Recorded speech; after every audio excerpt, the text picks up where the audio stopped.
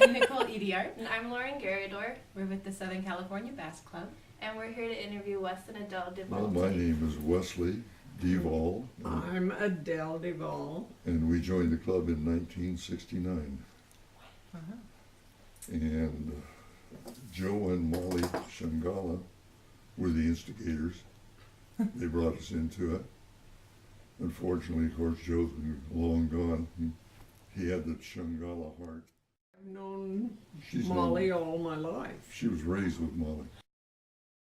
My No. mother? No, she was born here of immigrants. Oh, really?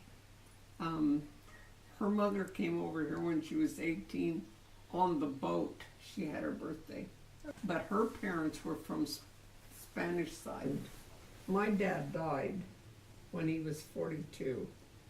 So, and I was 11 at that time. So we weren't around Basque anything. We lived in town in La Puente, but Mom didn't drive, and so we couldn't get places. And then, but the Jaregis lived a couple of blocks away. Katie and Martin, and Jean and Mary and Mark.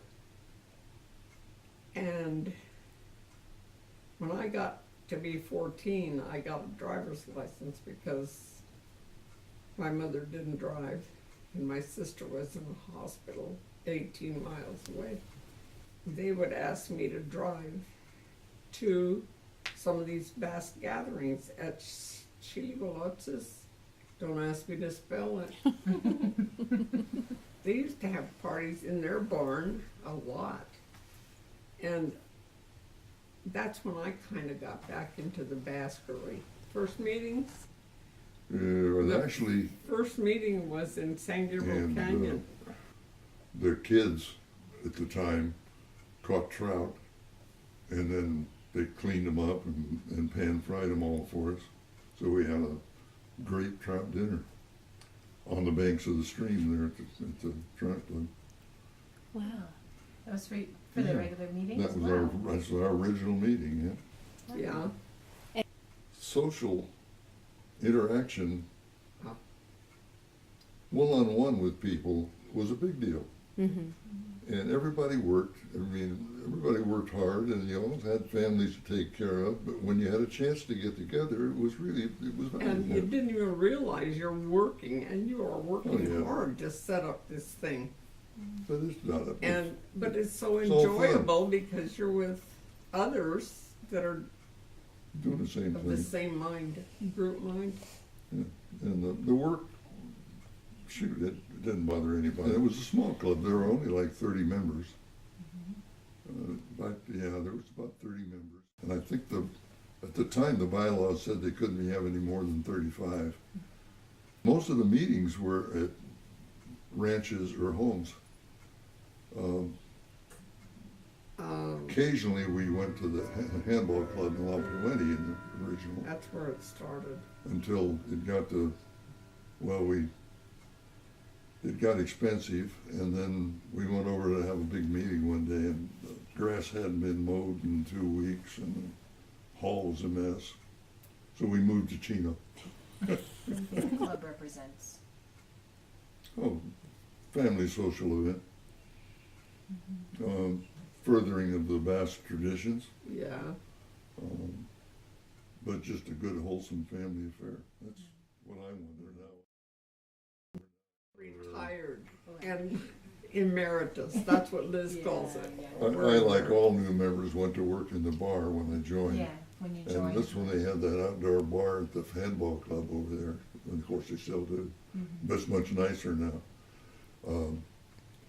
After 2 years of working in the bar, I complained about the lack of organization of the help, and they made me head bartender, which was my big mistake. And I think I held a job for 8 or 10 years, I don't know.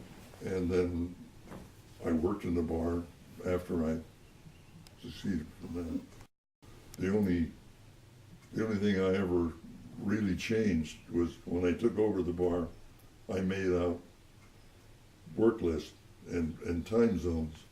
And it told everybody that worked in the bar when they were expected to be in the bar and when they could go out and socialize with the guests. And it worked out better because that way there was better coverage in the bar. But it worked out well. And they're still using the same system I came up with. Just a list.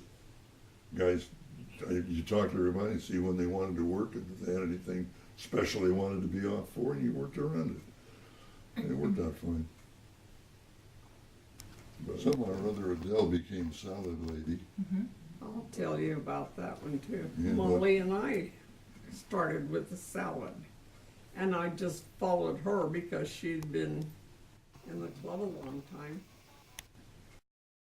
Asked to pick up the lettuce at Ingardia Brothers, I think, in Ingardia. Costa Mesa. We were living in Huntington Beach then. So we used to get boxes of lettuce. Whole heads of lettuce. And so we, Molly and I was driving. We drove up to Liz's house at the prison to keep the lettuce in a big refrigerator. The next morning, I think it was the next morning, we opened it up and it was hot. Refrigerator failed. Refrigerator, you don't put lettuce in the freezer. Anyway, where was I? Oh, We didn't have any lettuce because it was spoiled. so the lettuce was all wilty. So we had to really get a whole bunch more lettuce at the supermarkets around us to make our salad that day. And we used to have to wash all those heads, separate them. That was a good job. I mean, you know, it's involved.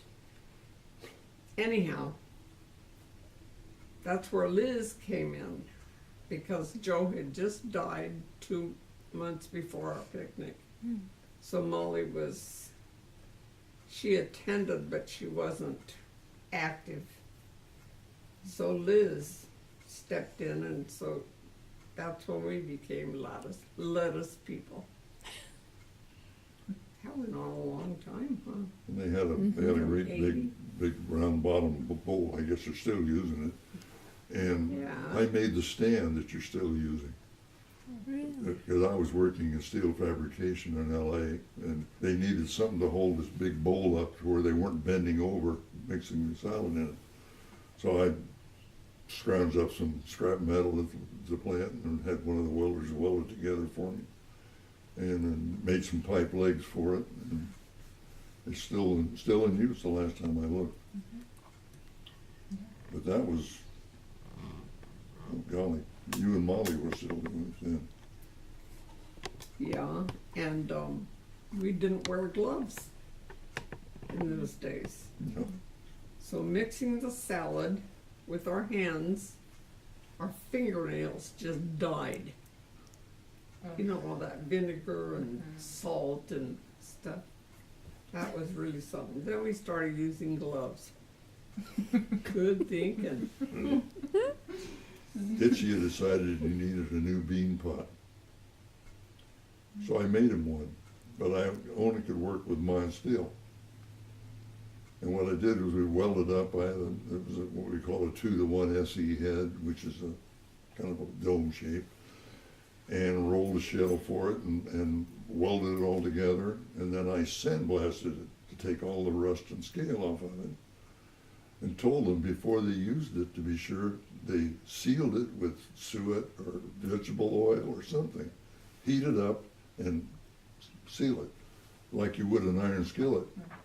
They didn't. They put water in it and it immediately rusted out. And they hoorah'd me and threw the bean pot away. Sad story. And Itchy had chewed me out about that for years. About what? About the bean pot that rusted. Oh, yeah. When our kids were small, her cousin, Jean Jarecki, Yeah. was still running sheep. And Yeah. sometimes they were out by Victorville in somebody's field, and then he started using, on the base at Camp Pendleton, he ran sheep there for several years in the back country. And we'd go to sheep camp every spring for castration. And our kids thought that was the highlight of the whole year, because they'd run the hills like you can't believe.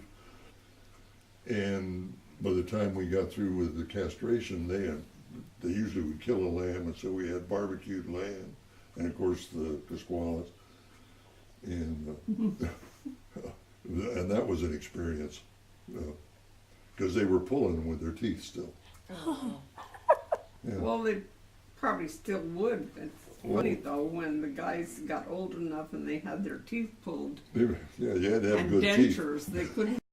I was raised outside of town a lot in Covina. My mother was a nurse, and she had to sleep days. She worked night shifts. And the town was noisy, so she couldn't sleep well. So we'd go out and rent a house outside of town about a mile in the orange groves. And my grandmother lived with us and kept the house. And she always had pigeons and chickens. So I grew up helping her kill a chicken every Sunday, or dress out squab, because we loved it, and she loved squab. And that's why she had pigeons. So I was never a farmer, but I grew up with that kind of a background. Well, these kids had no imagination. They think milk comes in a bottle, not out of a cow.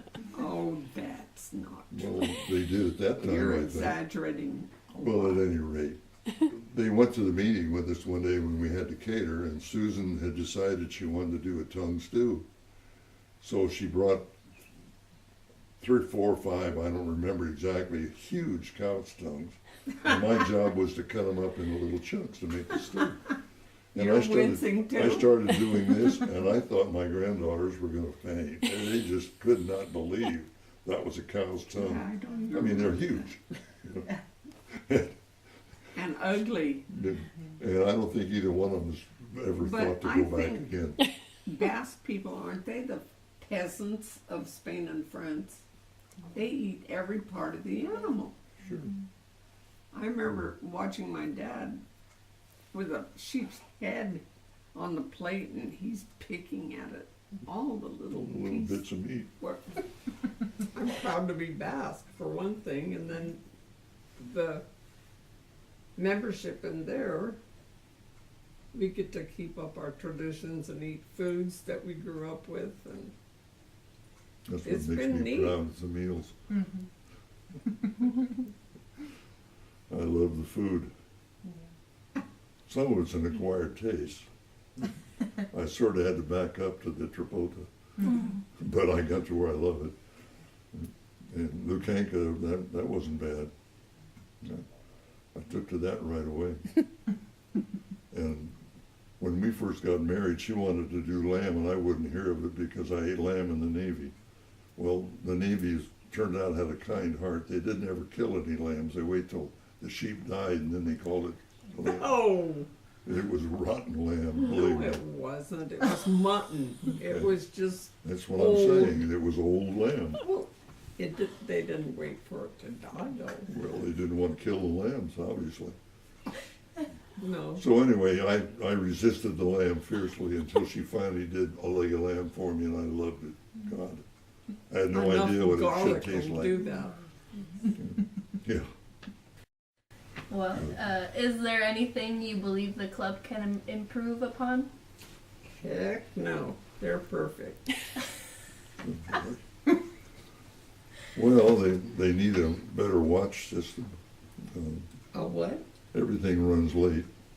It's Oh, just that's consistent. bath time. And You of gotta course, expect that, that bugs me. But I guess that's because I'm not Basque. I don't know. probably. But I've learned to just roll with it. There's no point in fussing with it. I like the camaraderie. I like the food. It's a chance to get together with people you've known for years on a regular basis, when a lot of us don't have that. I think it's been an important part of our lives, and I think it was a valuable part.